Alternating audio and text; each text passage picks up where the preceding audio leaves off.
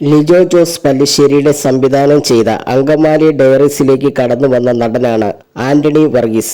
ആദ്യ ചിത്രത്തിലെ കഥാപാത്രത്തിന്റെ പേര് തന്റെ പേരിനോടൊപ്പം ചേർത്ത് പെപ്പ എന്നാണ് അറിയപ്പെടുന്നത് ആന്റണി വർഗീസ്. പിന്നീട് ലിജോ ജോസ് പല്ലിശ്ശേരിയുടെ ജല്ലിക്കെട്ട്, ടിനു പാപ്പൻ സംവിധാനം ചെയ്ത സ്വാതന്ത്ര്യം, അർദ്ധരാത്രിയിൽ തുടങ്ങിയ സിനിമകളിലൂടെ മലയാള സിനിമയുടെ മുൻനിരയിലേക്ക് കടന്നുവരാൻ പെപ്പയ്ക്ക് സാധിച്ചു.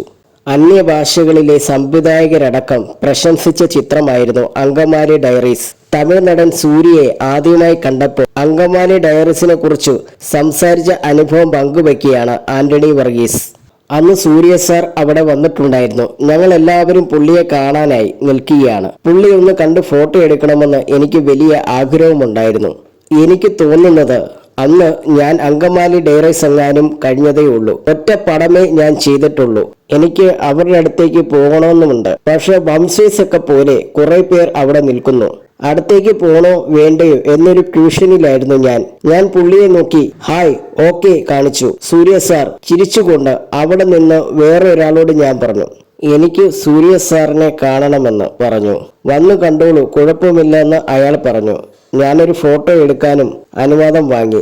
ഞാൻ അവിടെ ചെന്ന് ഹായ് സാർ എന്ന് പറഞ്ഞ് ഷെയ്ക്ക് ഹാൻഡ് കൊടുത്തു. കൈ കൊടുക്കുന്ന സമയത്ത് പുള്ളി ഇങ്ങോട്ട്, നിങ്ങളല്ലേ അങ്കമാലി ഡയറീസിൽ അഭിനയിച്ച നടൻ എന്ന് ചോദിച്ചു. എനിക്ക് വലിയ സന്തോഷം തോന്നി. പുള്ളി എൻ്റെ കയ്യിൽ പിടിച്ചിരിക്കുകയാണ്. ഞാൻ അതെ സാർ എന്ന് പറഞ്ഞു. പുള്ളി പിന്നെ അങ്കമാലി ഡയറീസിലെ അവസാനത്തെ 30 മിനിറ്റിലെ ഷോട്ടിനെ കുറിച്ച് ഒരുപാട് സംസാരിച്ചു. സൂര്യ സാറിന് വളരെ ഇഷ്ടമായി എന്നൊക്കെ പറഞ്ഞു ആന്റണി വർഗീസ് പറയുന്നു.